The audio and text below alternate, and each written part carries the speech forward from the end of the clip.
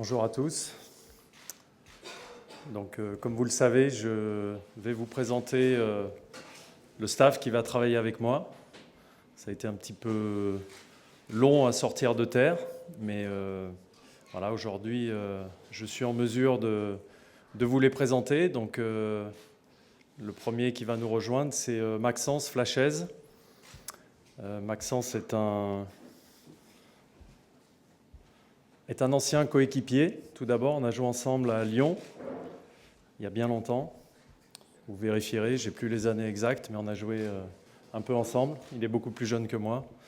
Donc après, on s'est quitté de vue. Il a fait une longue carrière de joueur, Ligue 2, Ligue 1, des matchs de Coupe d'Europe aussi. Et puis par la suite, il est devenu entraîneur à l'Académie de Lyon, des U19 pendant 2 ans, et puis de l'équipe réserve pendant 2 ans également. On a travaillé ensemble lorsque j'étais entraîneur de l'équipe professionnelle. Voilà, c'est à la fois quelqu'un que je connais très bien, donc, et puis au niveau des compétences, son CV parle aussi de lui. C'est quelqu'un qui sera donc mon adjoint sur le terrain, un des 2 adjoints. Je compte sur son expertise aussi au niveau des jeunes, comme je vous l'ai dit, U19, CFA, ce qui est important pour moi, puisque comme vous le savez, dans le cadre ici et dans le projet, l'académie et les jeunes joueurs sont potentiellement très intéressants pour nous. Donc sa connaissance sera importante. Le deuxième adjoint avec qui j'ai choisi de travailler, il est plus familier pour vous, c'est Wilfried Nancy. Voilà, qui était déjà dans le précédent staff. Voilà, Wilfried, en fait, quand j'ai discuté avec Joey, assez rapidement, je lui ai indiqué que j'avais envie d'avoir quelqu'un dans mon staff qui connaissait à la fois le club, la MLS, une sorte de passage de témoin pour ne pas avoir à tout découvrir par moi-même. Parce que, comme vous le savez, le championnat est nouveau pour moi. Donc je voulais aussi m'appuyer sur l'expertise de quelqu'un. Et la rencontre avec Wilfried s'est très très bien passée, d'un point de vue humain, d'un point de vue technique aussi. On a échangé sur ce qu'il attendait éventuellement, sur ce que moi j'attendais de lui dans ce rôle. Ça a matché assez rapidement, ça m'a convenu. Donc voilà, je suis très heureux aujourd'hui de cette complémentarité avec Maxence aussi. Ils ont déjà beaucoup travaillé ensemble et je peux vous dire que ça se passe bien entre eux aussi et c'est important pour moi. Voilà. Le troisième membre de mon staff que je voudrais vous présenter sera entraîneur des gardiens de but, mais aussi un adjoint pour moi, c'est Joël Batt. Ce sera aussi le doyen du staff, je suis obligé de le dire. Parce qu'il y a des faits qu'on ne peut pas cacher. Voilà. Pourquoi Joël ? Même s'il est très jeune dans sa tête. Pourquoi Joël ? Tout simplement parce que lui aussi, je le connais très bien.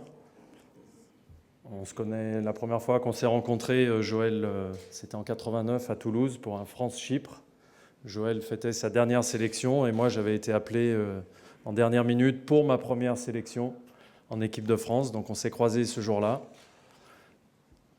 Il m'a fait mon nœud de cravate parce que je ne savais pas faire à l'époque. Et aujourd'hui, c'est moi qui lui fais parce qu'il n'aime plus porter les cravates. Et plus sérieusement, c'est donc quelqu'un en qui j'ai une grande confiance, qui m'a beaucoup aidé aussi dans mon expérience d'entraîneur à Lyon. Voilà.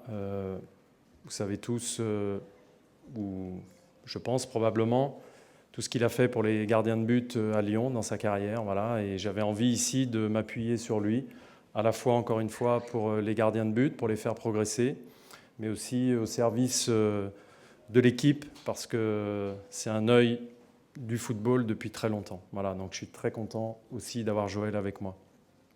Et au passage, je remercie l'Olympique Lyonnais, mon ancien club, qui a bien voulu le libérer au milieu d'une saison, ce qui n'était pas évident, mais j'en profite pour remercier le président Aulas, parce que c'était pas évident. Le dernier membre du staff technique que je voudrais présenter, c'est Robert Duverne, qui sera donc fitness coach ou préparateur physique. Voilà. Robert On se connaît aussi depuis très longtemps. Voilà, on a travaillé plusieurs fois ensemble. La première fois qu'on a travaillé ensemble, c'est que j'étais son joueur. Il était adjoint de Raymond Domenech. J'étais un très jeune joueur. Lui était un très jeune préparateur physique. Et puis nos chemins se sont parfois séparés, mais on s'est toujours retrouvés.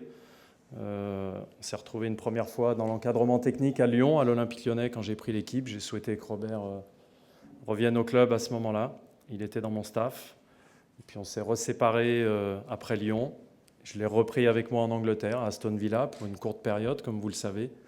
Mais j'ai toujours eu envie de travailler avec lui. Ses méthodes me conviennent. C'est des méthodes aussi qui ont marché au plus haut niveau pendant longtemps. Donc voilà, je suis très content aussi de m'appuyer sur lui. Et de la même manière que je l'ai fait pour Joël, je le fais aussi au passage pour le Racing Club de Lens. Je les remercie d'avoir libéré Robert au milieu d'une saison. Voilà.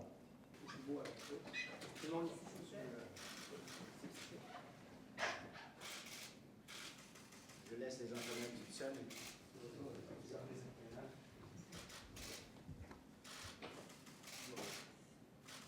Question pour à la fois Rémi et Moussa plutôt. Est-ce que, on a beaucoup parlé de Lyon, du Stade Lyonnais, vous avez remercié Lyon, est-ce qu'on peut imaginer qu'il va y avoir un partenariat qui peut se créer avec l'Olympique Lyonnais, avec Jean-Michel Aulas? C'est pas l'idée première.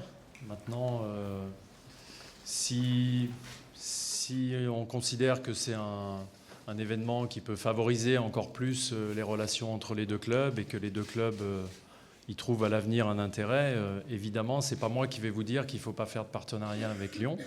C'est pas l'objectif aujourd'hui. Et comme les liens sont même plus anciens que ça, puisque lorsque j'étais à l'Olympique Lyonnais, on était venu ici jouer un match amical. Les liens sont anciens entre les deux clubs. Vous savez, je pense que le plus important, parfois, au-delà d'une convention, c'est les bonnes relations entre les deux clubs. Et là, je suis assez confiant que ça devrait bien se passer. Qui pourrait permettre de faire venir des jeunes joueurs. Dans la presse, on a évoqué des jeunes joueurs de Lyon, le frère de Nabil Fekir, d'autres joueurs. Est-ce que c'est le cas? On m'a mis au courant de ça. Très sincèrement, il n'y a pas de... J'ai lu des choses qui n'étaient pas exactes. Encore une fois, je connais suffisamment de personnes à Lyon pour éventuellement prendre des renseignements, mais en l'occurrence, sur les joueurs que vous avez cités, voire même d'autres, il n'y a pas eu de coup de téléphone de ma part. Mais on a toujours dit que, comme organisation, on voulait être branché à l'international. On l'a toujours fait. C'est sûr et certain que maintenant, ça va être plus facile de le faire ou de continuer à le faire. Puis, c'est ça. Philippe, question? Oui, la question est pour à la fois Joey et Rémi. J'aimerais vous entendre les deux, bien sûr. Tous ces changements d'entraîneur, ces nouveaux arrivés, tout ça, c'est enthousiasmant, je pense, pour tout le monde. Mais il en reste pas moins qu'au niveau des joueurs, il y a des grosses questions qui se posent à l'heure actuelle. Beaucoup de fans sont inquiets, peu de renouveau dans l'effectif, pas de gros noms non plus qui sont venus. Or, c'est une équipe qui n'a pas participé aux séries l'an dernier. Je comprends que le coaching peut faire une différence, mais sans joueurs, ça va être difficile. Alors, quel est votre point de vue là-dessus? Qu'est-ce que vous pensez faire? Est-ce que l'effectif peut encore s'améliorer ou ça va ressembler à ce qu'on voit? Premièrement, c'est sûr et certain, c'est qu'on doit se améliorer parce qu'on ne peut pas vivre une autre saison comme on a vécu l'année passée. C'est sûr qu'avec le changement de coach, avec un changement de personnel d'entraîneur, ça prend du temps de mettre en place qu'est-ce qu'on veut mettre en place. C'est sûr qu'il y a des transactions qui étaient faites dans la Ligue et quand on regarde ça, on se demande qu'est-ce qu'on va faire. Mais moi, je peux vous dire que j'ai eu l'opportunité de m'asseoir avec les entraîneurs, de m'asseoir avec Rémi, avec Adam, et la confiance qu'eux autres, ils ont dans l'effectif qu'ils vont mettre en place, pour moi, ça m'a donné la confiance aussi.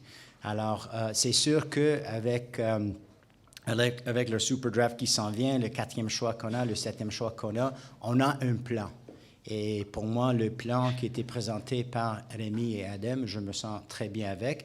Et maintenant, c'est à eux de mettre ce plan en place sans trop dire, parce que c'est sûr qu'on ne veut pas divulguer trop nos plans. Mais moi, je peux vous dire, comme président, parce que je ne suis pas dans le day-to-day au niveau du joueur, de qu'est-ce que il était présenté, je me sens très confortable avec le plan que l'entraîneur, puis son staff, puis Adam, ils sont en train de mettre en place.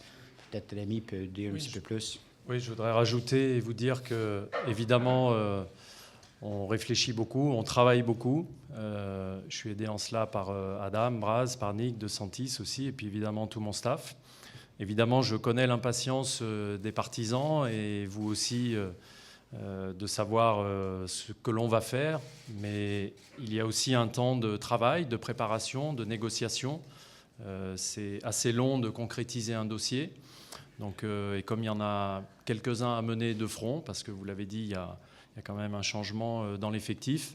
Voilà, dans les jours, j'espère, il y aura des choses nouvelles dans les jours à venir et dans les semaines à venir. Mais ce qu'on ne peut pas, c'est chaque fois qu'il y a une petite avancée ou un retour, évidemment, vous tenir tout le monde au courant. Le président l'a dit aussi, on a un plan, mais si la terre entière est au courant du plan, ça ne va pas le faciliter non plus, sa mise en œuvre. Nicolas? La question est pour vous deux, messieurs. Est-ce que ces plans-là ont quelque peu été contrecarrés par les désirs de Blerim Gemayli de retourner en Italie? D'ailleurs, est-ce qu'on peut peut-être être éclairé sur ce dossier-là? C'est quand même l'un des joueurs les plus importants du club. Est-ce qu'il a bel et bien demandé? Ce sont tous des nouvelles qui sont parvenues d'Italie. On n'a pas vraiment été mis au courant ici. Est-ce qu'on peut être éclairé un peu sur ce dossier-là, Blerim Gemayli? Oui, Blerim a demandé de retourner en Italie, de retourner à Bologne, pour des raisons sportives et aussi personnelles. Donc à partir de là, on a essayé de trouver la meilleure solution. Arcadio, tu avais une question? Donc, ça veut dire quoi, ça? Est-ce qu'il y a rien qui se passe? C'est fini?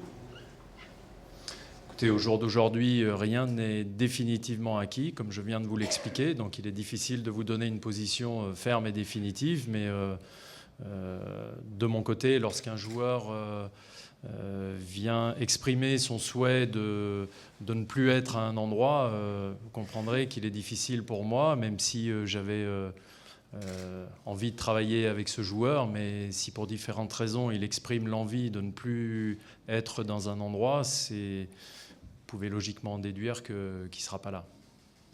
Arcadio? Au niveau justement du plan B, le plan de remplacement pour Blerim Gemayli, est-ce que vous avez des dossiers qui sont disons, sur votre bureau? Peut-être, on a parlé aussi de Tyler, possiblement qu'il y aurait un swap avec Bologne. Je ne sais pas si M. Saputo ou M. Garde peut nous éclairer là-dessus. C'est sûr, quand tu perds un joueur comme Gemayli, il faut avoir un plan B. Et comme Rémi a mentionné, c'est qu'on ne veut pas divulguer tous nos plans. La chose que je peux vous dire, c'est que c'est sûr qu'il faut remplacer un joueur de ce calibre-là. Et je vais donner tout l'appui possible à l'entraîneur et ses adjoints pour trouver un joueur que peut remplacer un joueur de niveau de Blerim. Et Safir Taider fait partie des joueurs qui sportivement peuvent m'intéresser. Pour répondre à votre question. Coach, how important was it for you to bring back a guy like Wilfred who has experience during MLS? How vital was that to have that on your coaching staff?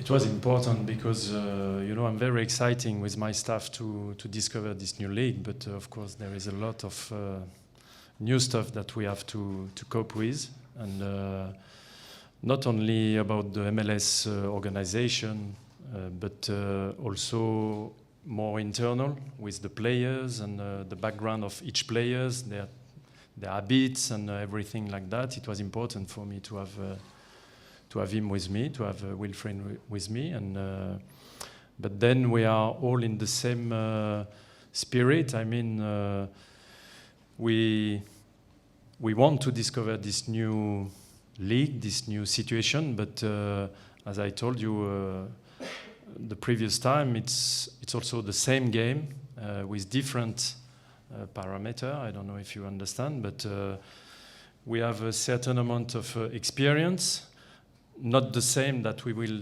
need to do that, but the experience we had should allow us to cope with quite a lot of situation.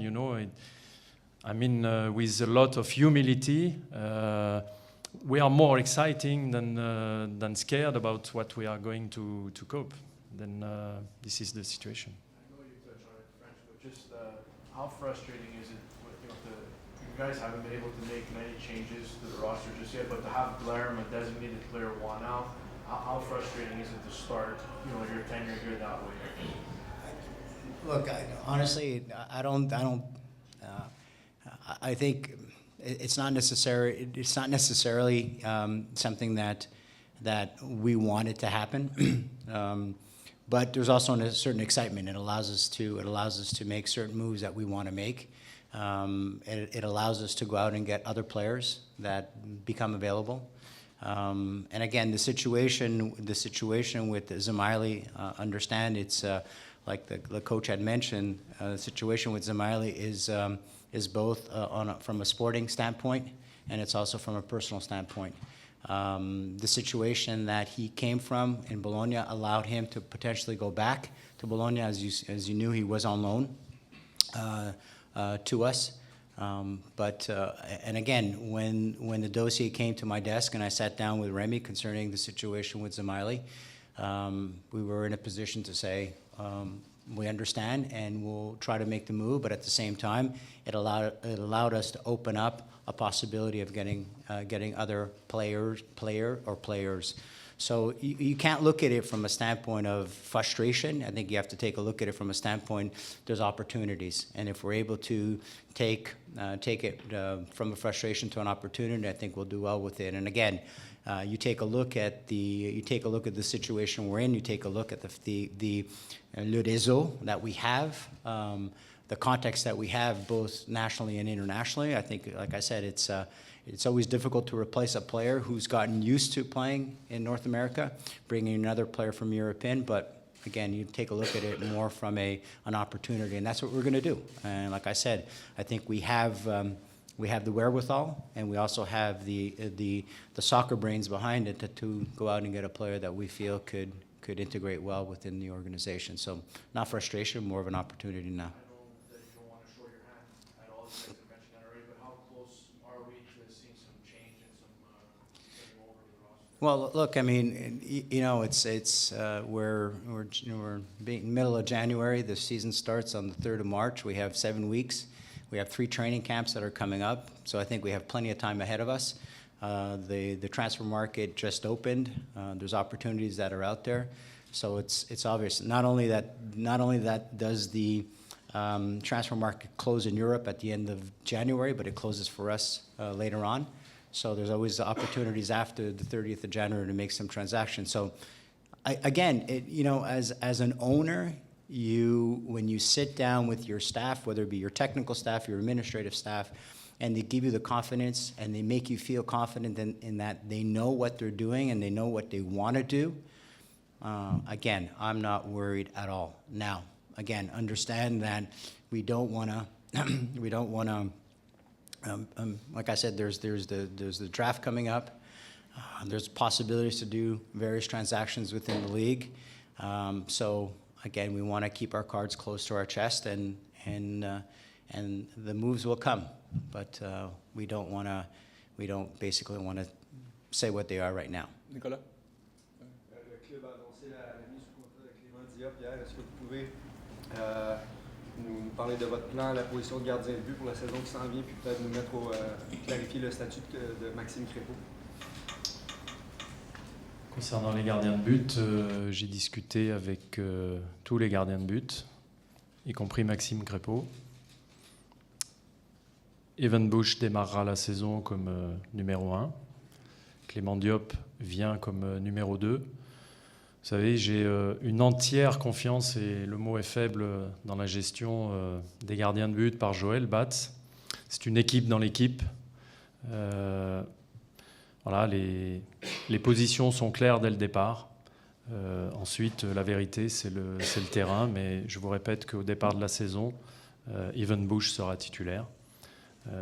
Et que les autres, Clément, Jason et James Pantémis, seront au service du numéro 1 pour le mettre dans les meilleures dispositions. Quant à Maxime Crépeau, puisque vous avez mentionné, Je l'ai rencontré, il m'a exprimé son souhait de jouer, d'avoir besoin de temps de jeu, ce que je pouvais comprendre en regardant son parcours. Et donc, on travaille sur le dossier et j'ai bon espoir de pouvoir lui donner satisfaction. Jérémy? J'étais certain, lorsque vous étiez arrivé, que dès le premier jour du camp, vous vouliez avoir le noyau de votre équipe au moins. Peut-être ajouter un joueur ou deux durant le camp, mais on a vécu dans le passé des ajouts qui sont arrivés plus tard, qui ont plus ou moins fonctionné. Là, on est à 2 semaines du début du camp d'entraînement et selon ce que j'estime, quand je regarde les joueurs qui sont là et ceux qui vont probablement quitter, vous avez à peu près un tiers de club. Étant donné que vous avez dit à quel point c'est long, faire des acquisitions, procéder à des transferts, est-ce qu'on peut assumer que vous êtes prêt à partir l'année dans une situation plus compliquée, plus difficile, qui est d'aller chercher les joueurs que vous voulez, par exemple, cet été? Non, on a commencé à... Quand je vous dis que... C'est vrai que la réalité aujourd'hui, là où vous avez raison, c'est qu'il n'y a pas de joueurs qui ont été... pas suffisamment de joueurs qui ont été signés. Mais on ne part pas aujourd'hui, au moment où je vous parle, on n'est pas devant une page blanche. On est devant une page où, comme je vous l'ai dit, peut-être dans les jours qui viennent, dans les heures qui viennent, il y aura peut-être des signatures qui vont se faire. C'est une réalité d'un mercato, je ne sais pas comment on dit ici, d'un marché de transfert qui est difficile parce qu'il y a de la concurrence et il faut convaincre les joueurs. Ça, c'est la première chose. Il est vrai que j'avais dit que dans un monde idéal, j'aimerais avoir, comme tout entraîneur d'ailleurs, mon équipe au complet, frais, dispo, pour partir au premier camp d'entraînement et avoir cette possibilité de rôder l'équipe athlétiquement, puis tactiquement et techniquement. La réalité dans les clubs, elle est toujours la même, c'est-à-dire qu'on est dépendant justement de ce marché. On essaie de faire au plus vite. La dernière chose que je veux vous dire, en Europe, par exemple, lorsque vous reprenez l'entraînement, il se peut que quand vous êtes dans un club un peu important, vous ayez tous vos internationaux qui ne sont pas là. Vous les avez que les 15 derniers jours ou les 3 dernières semaines. Donc le football est aussi une question d'adaptation. Bien sûr qu'on se fixe un processus, des objectifs de fonctionnement et on essaie de s'en rapprocher le plus possible, mais voilà, c'est l'idée. En tout cas, l'objectif, c'est de retourner dans les séries dès cette année. Là. Vous ne mettez pas nécessairement cette année comme une année de transition où vous allez aller chercher les joueurs que vous voulez peut-être un peu plus tard. C'est pas ça. Là. Non, absolument pas. Les séries dès cette année. Oui, absolument. L'année passée, vers le mois de janvier, j'ai dit qu'on a un plan d'ici 5 ans où on veut être. Le plan est exactement le même. Exactement le même. Et pour moi, si je vise qu'à chaque année, c'est que, OK, cette année, c'est pas de faire les séries, mais peut-être... Non, absolument pas. À chaque année, nous visons de faire les séries, et comme on sait, aux États-Unis, au Canada, les systèmes nord-américains, c'est que si tu rentres dans les séries éliminatoires au beau pied, ça peut dire que tu as la chance de gagner.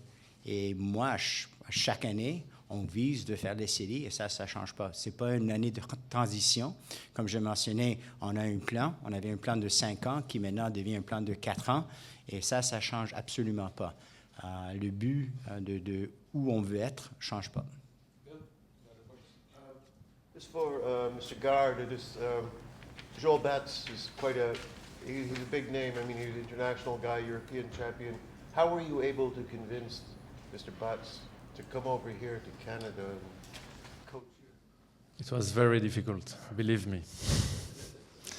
No, I know. I think he will answer better than me to this question later on, but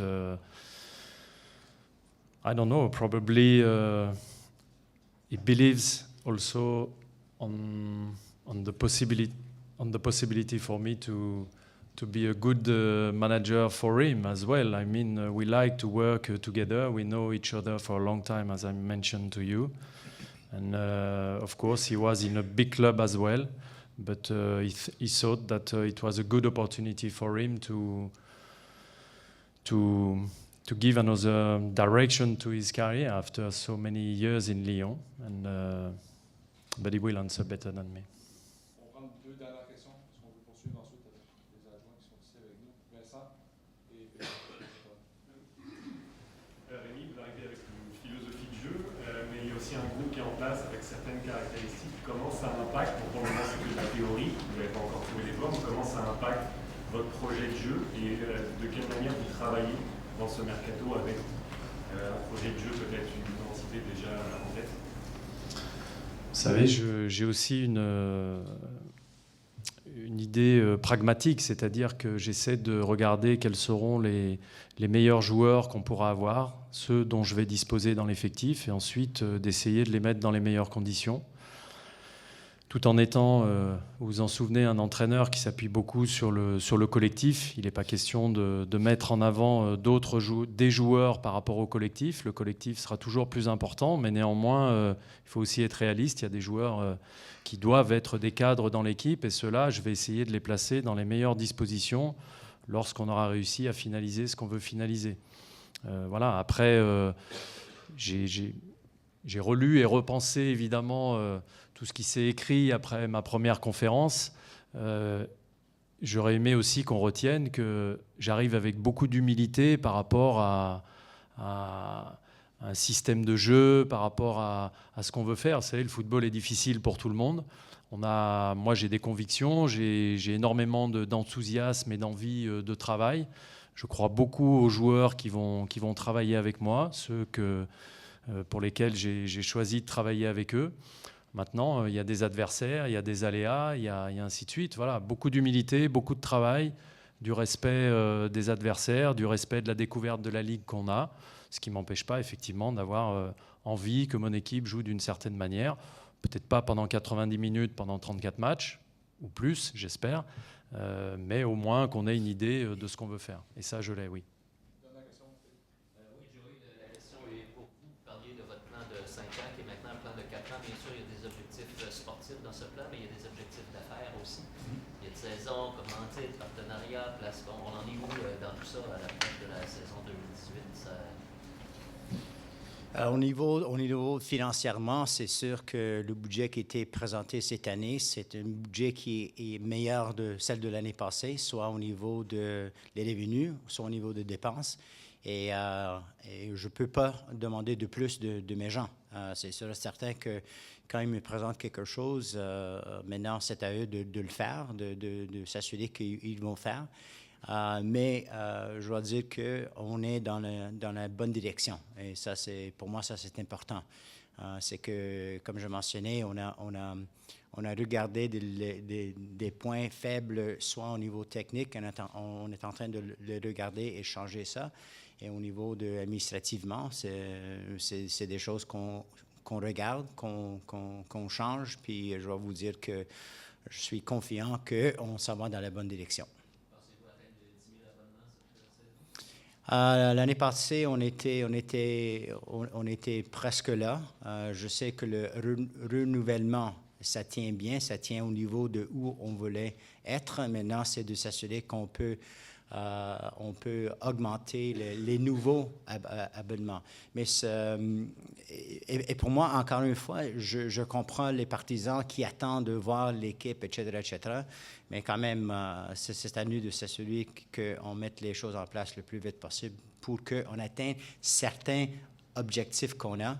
Et une de ça, c'est les abonnements de billets de saison. Juste une dernière question là-dessus. Est-ce que vous sentez un changement face à l'Impact? C'est-à-dire, est-ce que vous sentez que l'équipe s'installe de plus en plus là, à Montréal comme joueur incontournable dans le sport? Est-ce que vous sentez une progression depuis 2 ans sur ce niveau-là? Je dois dire que toutes les indications sont que oui, effectivement, c'est le cas. Quand on parle de soccer au mois de janvier, ça veut dire qu'on fait des pas.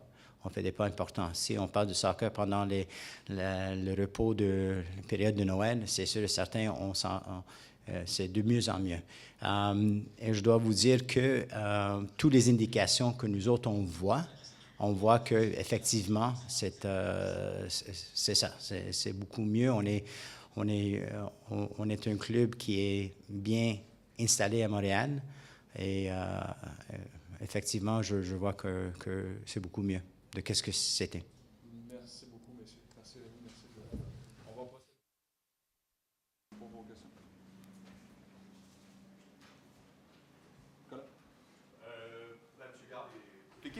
Dans les dernières années, les phases de jeu arrêtées ont été un problème chez l'Impact. Est-ce que vous avez déjà une idée de qui va y plancher au cours de la prochaine saison? Est-ce que les rôles ont déjà bien été établis au sein de l'équipe? C'est moi qui vais me plancher, comme vous dites, qui vais me pencher dessus, aider de mon staff. Évidemment qu'on a été averti de ces phases de jeu qui posaient problème par le passé, donc on va y travailler. Voilà, on va essayer d'y remédier. À la fois, c'est aussi un des objectifs en termes de recrutement. Mais c'est pas que ça. Ensuite, c'est effectivement des phases de jeu qu'on peut améliorer par le travail à l'entraînement. Mais c'est aussi, pour moi, c'est aussi symptomatique du baromètre de la confiance d'une équipe.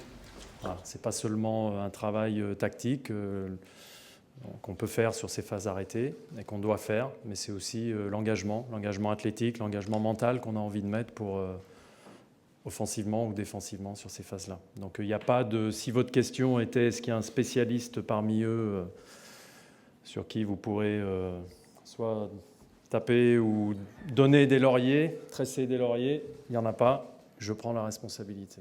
Mais ils vont bien m'aider, je le sais. So, Monsieur Bat, you speak English, yeah? Not bad English, but some words. Maybe we try, maybe. Okay, in 1986, Canada played its only World Cup, and the first match was against France, and you were the goalkeeper. Yeah. What do you remember of that match? And also, I'm going to ask you just what caused you now to come to Canada to coach? Just only remember the victory. 1-0. A difficult game. The first game of the competition. Yeah. Just only, and the weather was very hot. Yes. That's all way I remember. I'm sorry. Oui, je me rappelle seulement qu'on avait gagné 1-0 contre le Canada, que ça avait été un match très compliqué, qu'il faisait très chaud. C'est le seul souvenir que j'ai. J'ai pas révisé là-dessus. Et de venir au Canada pour coach, pour travailler ici, pourquoi vous avez fait ça? Qu'est-ce que vous cherchez ici comme défi? Je suis venu ici parce que le dernier trophée que j'ai gagné en France, c'est avec Rémi Garde. On a gagné 2 trophées ensemble. Et je suis venu le retrouver ici pour en gagner un ici de l'autre côté de l'océan. Voilà, c'est mon objectif. Merci. Oui, j'allais poser justement la question à M. Batz et peut-être qu'on pourra réenchérir, et pour M. Duverne également. Vous, M. Batz, c'est une carrière un petit peu différente. Vous étiez en fin de carrière avec Lyon. Vous avez décidé de relever un nouveau défi. Qu'est-ce qui vous a vraiment poussé à repousser cette carrière? Je crois que vous adorez l'Amérique du Nord, vous venez tous les étés. Pourquoi est-ce que vous venez ici et pourquoi cette fin de carrière, vous avez envie de la passer ici, outre l'aspect sportif? C'est en premier lieu, c'est l'aspect sportif. Le reste, c'est un plaisir secondaire d'aimer les grands espaces, d'aimer les États-Unis, le Canada, l'Amérique du Nord. Mais c'est surtout travailler dans un nouveau championnat qui est excitant, qui progresse d'année en année et qui intéresse de plus en plus de monde. Et c'est ce challenge-là que je veux relever, c'est voir si ça marche aussi de l'autre côté de l'océan. Le savoir que ce que je sais faire, je veux essayer de le mettre au service de l'Impact de Montréal et au service de Rémi Garde, au service des 4 gardiens que je vais avoir tout au long de la saison. C'est recommencer, presque je recommencerai de zéro. C'est ce que je me mets dans la tête, c'est un nouveau challenge avec une page blanche. Moi j'ai une page blanche par contre, et je veux écrire des choses dessus. Justement, vous avez commencé votre carrière d'entraîneur adjoint du côté de Nantes, notamment depuis quelques temps, et vraiment cette volonté de passer outre l'aspect préparateur physique. Qu'est-ce qui vous a poussé à revenir dans cette direction-là et d'accepter ce challenge à Montréal? Disons que sur ma fonction d'entraîneur adjoint au Racing Club de Lens, j'avais une approche du travail où il n'y avait que le nom d'entraîneur adjoint qui changeait par rapport au contenu de mon travail. Donc je travaille avec Rémi exactement, je n'ai pas la même appellation, entraîneur adjoint ou préparateur physique, mais j'étais au Racing Club de Lens sur le partage d'expérience. Donc en fait sur la fonction exercée, je garde exactement le même type de fonction. en étant ici peut-être plus proche des joueurs pour faire la préparation physique, puisqu'il n'y aura pas un préparateur physique à mon service. Une question pour Maxence et Wilfried. Comment seront répartis les rôles en tant qu'entraîneur adjoint? Et plus spécifiquement pour Wilfried, qu'est-ce qui t'a poussé à reprendre l'aventure après une saison un peu difficile dans le précédent staff technique? J'approche un peu.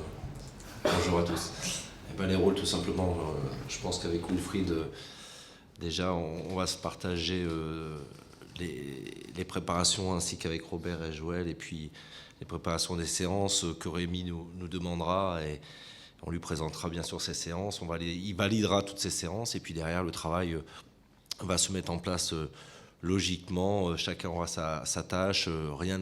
On n'a pas encore tout défini, c'est le coach qui définira exactement ce que chacun fera, mais ce qui est sûr, c'est que tout le travail vidéo, tous les montages seront faits ensemble, et puis au niveau des séances, ça sera vraiment du collectif.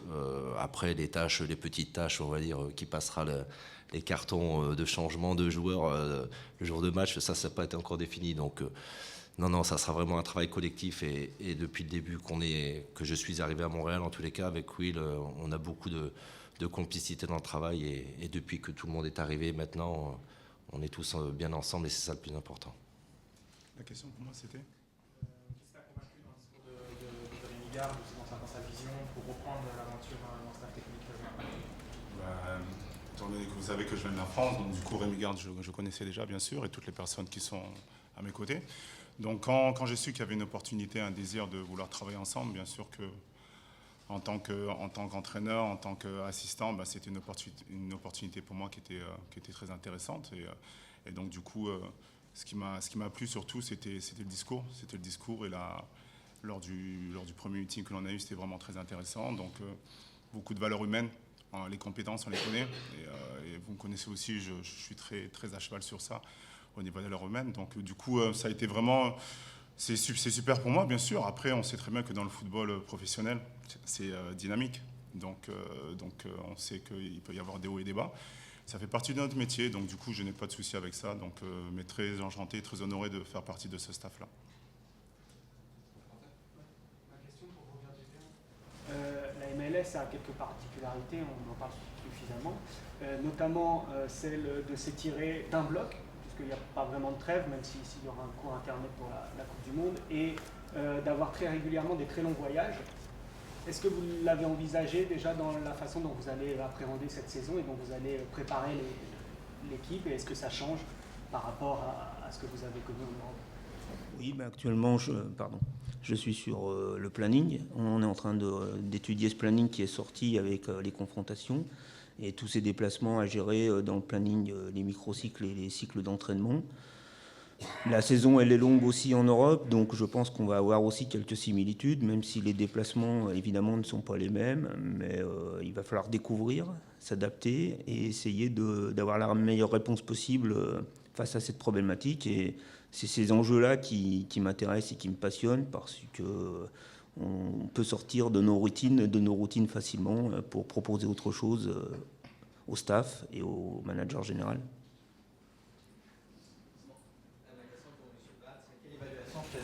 Du groupe de gardiens de but que vous avez présentement à Montréal, et est-ce que vous avez eu un mot à dire dans les choix qui ont été faits? J'ai participé à l'élaboration de mon équipe, oui. Je découvre les gardiens qu'à moitié, puisque j'ai regardé le maximum de vidéos sur chacun d'entre eux. Je les ai très bien observés, même Jason Beaulieu, j'ai réussi à avoir à des matchs qu'il a disputé avec New Mexico. Et donc, je l'ai choisi aussi, tout comme James Pantemis, tout comme Clément Diop. Voilà, ce sont des gardiens différents, d'âge différents, avec un potentiel différent. Ils vont tous progresser, et c'est celui qui va le plus progresser, qui va le plus prendre, moi, je suis là à leur entière disposition, l'un et l'autre, les quatre. Après, c'est celui qui va apprendre de plus, qui gagnera, qui fera le plus long chemin, quoi. Je veux dire, il y a des marges de progression plus ou moins importantes. Ça sera à eux de voir aussi, de me faire confiance pour les amener où je veux les amener. Dans when did you realize that you had hit it off with Remy, and what's it been like to kind of, what kind of questions maybe have they been asking? What's the toughest thing to teach somebody who's never or who isn't familiar with MLS about the league? No, it's not so difficult because Remy knows a lot about the league also, so this is not a problem for that. The day-to-day, it's great because the objective is to talk about a lot of stuff, but they know a lot of stuff also. And like Remy said, this is a soccer, and at the end we have to find a good solution, whether it's here or abroad. It's the same. So the objective is to work together and to find a good solution to succeed. So that's it. Oui, ma question est pour Joël, Maxence et Robert. Qu'est-ce que vous connaissiez individuellement de Major League Soccer avant d'être approché par Rémi pour des postes? Avez-vous eu des matchs? Avez-vous eu des... C'était quoi votre niveau de familiarité avec ce circuit-là et quel est-il aujourd'hui? J'aimerais vous entendre chacun d'entre vous là-dessus. Alors moi, en toute franchise, la MLS, avant que Rémi rentre en contact avec moi par rapport à ce magnifique projet, je la connaissais, mais on va dire de loin, bien sûr. Hein. Je ne suivais pas spécialement la MLS. Et je ne vous cache pas, depuis le premier contact avec Rémi, je m'y suis mis énormément et j'ai découvert ce championnat et j'ai vu les attentes, en tous les cas, qu'on peut avoir de nous sur ce championnat, avec un championnat qui est quand même assez athlétique, voilà, des jeux assez directs. Donc voilà, j'ai découvert. Et puis, bon, après, quand je dis que je ne connaissais pas trop, je connaissais un peu quand même malgré tout avec tous les joueurs qui ont pu venir, les grands joueurs, les grandes stars qui ont pu venir jouer dans ce championnat. Voilà, quoi qu'il en soit, c'est un championnat qui m'attire, qui m'a attiré, et j'avais envie de vivre cette expérience de l'autre côté de l'Atlantique et découvrir ce championnat. Moi, ça remonte à loin, ça s'appelait pas la MLS, mais ça remonte à Gerd Müller, ça remonte à Pelé, qui sont venus jouer. C'était à Fort Lauderdale. C'était à Fort Lauderdale, donc c'était un coin que je connais bien. D'ailleurs, je suis tombé amoureux après à cause d'eux. Non, mais ça remonte à très très loin. George Best, il y en a plein qui ont fait que qui ont attiré l'œil. Didier Drogba, Thierry Henry. C'est grâce à ces joueurs-là que je me suis intéressé aussi à la MLS. Et on voit de plus en plus aussi, il y a de plus en plus de médias qui s'intéressent, de plus en plus de journalistes qui s'intéressent, et ça c'est très bien. C'est très bien pour la MLS. Et la preuve, c'est que moi aussi, je me suis intéressé, et je suis ici aujourd'hui un peu par rapport à ça, par rapport au fait que la MLS prend une dimension très intéressante dans le football mondial. Dans un premier temps, j'ai eu la chance de travailler avec des joueurs quand j'étais en première ligue, avec Brad Friedel, Brad Guzan, Eric Lehigh. J'ai aussi des amis qui pratiquent ici, comme Laurent Courtois, qui a travaillé ici, Pierre Barrieux, qui travaille avec M. Bradley. J'ai connu le fils Bradley aussi à Aston Villa, donc forcément on est obligé de comprendre le niveau de la MLS et des joueurs qui viennent de cette ligue pour travailler avec eux. Et ensuite, le deuxième intérêt, c'est beaucoup plus poussé. Je pense que le temps que l'avion du président Joey décolle de Montréal pour venir rencontrer Rémi, avant qu'il se pose, m'était déjà encore plus intéressé à Montréal et à la MLS. Merci beaucoup, messieurs. Merci beaucoup. Merci.